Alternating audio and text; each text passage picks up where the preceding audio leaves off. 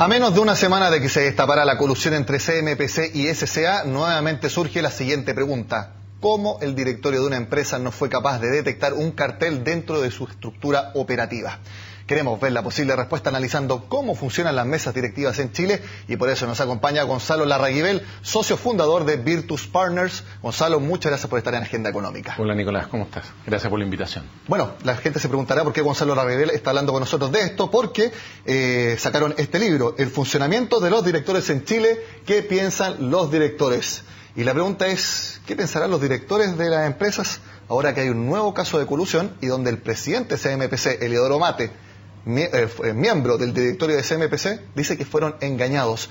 ¿Realmente pueden ser engañados los directores de una empresa teniendo en cuenta que ellos son los responsables al final de la administración de una compañía?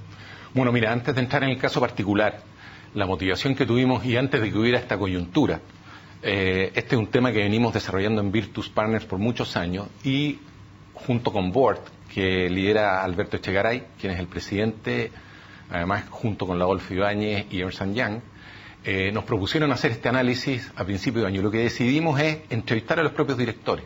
Entrevistamos a más de 40 directores en Chile para entender cuáles eran las prácticas reales dentro de los directorios. Ahora, yendo a tu pregunta concreta, es perfectamente posible que en una empresa compleja haya un engaño. Y no me estoy refiriendo a este caso en particular. Aquí yo no sé realmente si hubo un engaño o no hubo un engaño, pero sí en una empresa de gran complejidad, multinacional, en diferentes países de Latinoamérica, y acuérdate que aquí hay dos directorios, porque está el CMPC SA y el CMPC Tichu. Claro. Por lo tanto, pasó por dos filtros acá este tema. Y por lo tanto lo que uno se pregunta es cómo mejorar a futuro, porque al final esa es la pregunta fundamental. Pero tú dices que es posible que un director no sepa algo tan rechazable como es el cartel dentro de una empresa con otras, obviamente, por la complejidad de las empresas o por una falencia del directorio, del rol de los directores, de sus funciones en particular. Yo creo que por ambas. O sea, por una parte, si lo hacen bien, que está por probarse cómo lo hicieron y por lo que han contado, además parece bastante burdo, pero es perfectamente posible que un pequeño grupo se haga una cosa así. Ahora, cuando ya empiece a hacer en varios países, porque acuérdate que CMPC Tichu no está solamente en Perú, Colombia y Chile, está también en Argentina y México. Por lo tanto, habría que descartar que esto se ha extendido a otras geografías. Eso creo que no se ha discutido todavía. Pero claramente que un pequeño grupo se haya coludido y haya hecho esto es perfectamente posible. Ahora, ¿cómo evitar esto? Claro. Y ahí vienen, si tú ves la página de CMPC, están todos los temas, tienen el directorio, los comités, tienen un whistleblowing, que es si alguien detecta algo puede denunciarlo. O sea, hay un montón de prácticas, están los valores de la compañía, declaran incluso que ellos son totalmente contrarios a cualquier tema de colusión, o no me acuerdo bien cómo lo dicen, pero relacionado a eso. Entonces, ¿cómo pasó esto? Al final, lo que detectamos nosotros en este estudio es que hay un cambio hoy día fundamental en las compañías y con mayor complejidad hay que realmente repensarse los directorios. Entonces, tú funcionaste durante 20 años de una manera, pero el mundo que viene es muy diferente. ¿Qué es lo que hay que repensar? Por ejemplo, el hecho de que una persona es el director de 9 empresas distintas, tendrá que ser de menos, tendrá que ser de 4, de 3 o incluso de una para realmente dedicarle el tiempo, no solamente a detectar posibles faltas que haya dentro de la empresa, sino que también para darle el tiempo que merece para que sea cada vez mejor el andar de una compañía. Hay varios temas que pensar. Uno, si realmente tú tienes que tener una matriz y después directorios independientes o directorios abajo. ¿Y cuál es el rol de ese directorio y quién participa? Porque si tú tienes gente en la matriz y después se repite abajo, entonces ¿cuál es el control de esto? Segundo, la composición de ese directorio. ¿Quién está ahí? ¿Por qué? ¿Cuál es el futuro de la compañía? ¿Qué habilidades se necesitan? ¿Qué diferencias generacionales? ¿Esto es solamente alguien que tiene buena relación con los dueños o es alguien que va a aportar desde otro punto de vista y que te va a desafiar? O familiar de los dueños, como familiar de los dueños, sí, pero el dueño yo creo que tiene un rol y tiene el legítimo derecho a tener un rol. El punto es que antes tú veías a alguien que tenía más afinidad conmigo y que tenía un conocimiento profundo del negocio, pero a futuro Yo creo que tiene otros roles complementarios que tienen que ver con la complejidad del mundo de los negocios, qué preguntas fundamentales nos tenemos que estar haciendo, en qué geografía estoy operando y por lo tanto qué preguntas particulares me tengo que hacer a esa geografía. Ese es un segundo tema, ¿okay? Que tiene que ver con la composición del directorio. ¿Deberían haber directores más preocupados del cómo se hacen los negocios, más de qué negocio es el que se hace? Bueno, es que hay un tema, un equilibrio entre el ambiente de control que tengo que generar, que era parte del tercer punto que te iba a mencionar, de realmente generar ambientes de control, y lo otro, la preocupación de los directorios por el tema estratégico. Lo que detectamos nosotros en el estudio es que había un péndulo que se fue de una discusión más bien estratégica a una discusión mucho de control, ¿ok?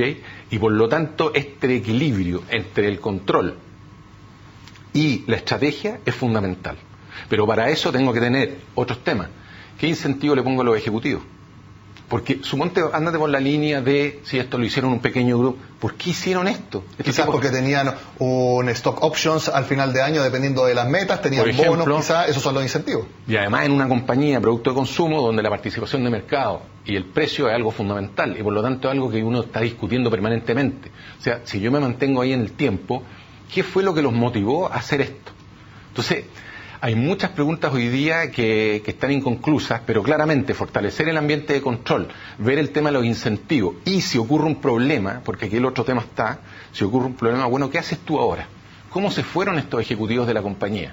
¿Cuáles son los paquetes de salida que tuvieron? ¿O qué va a hacer penalmente la compañía o civilmente? ¿Hay algo o no? A tu juicio, Gonzalo, con lo que hemos visto, este caso Colusión y otros, con el tema del financiamiento irregular también de la política, que es otro gran tema que está afectando al sector privado, ¿cómo se evalúan los propios directores respecto a su trabajo acá en Chile? Bueno, al final hay que tomar un pie atrás, porque si tú ves las instituciones que hoy día están entre los políticos, la iglesia y los empresarios, están tratando de, o hay que recuperar la confianza del público, hay que recuperar la confianza para poder realmente que este país salga adelante. Y en ese sentido, a mí me parece que casos como este son claramente totalmente nocivos y hay que mirar hacia adelante con otra perspectiva, es decir, realmente tomar conciencia. Yo creo que por ahí va la pregunta tuya, que es tomar conciencia que realmente aquí hay un cambio brutal. Y no es solamente que yo crea que estoy por encima del resto o que las prácticas tradicionales al final nadie le importa, porque hoy día el mundo es transparente, hay una velocidad de comunicación tremenda y además los cambios hacia el futuro van a seguir. Yo he escuchado bastantes críticas por parte del sector privado respecto a esta propuesta de la SBS para que hayan evaluadores externos al rol de un director, prácticamente que haya un vigía que esté viendo exactamente cuáles son las decisiones, cómo se toman las decisiones y sea una persona externa a la empresa. ¿Podría ese ser un camino? Mira, dentro del estudio, uno de los temas fundamentales que encontramos que hay 3 procesos clave y uno de ellos es la autoevaluación. Y la autoevaluación no necesita muchas veces de un externo que sea en el rol de vigía, sino que te ayuda a actuar como espejo. Es decir, te ayuda a mantenerte honesto en las cosas que tú estás diciendo.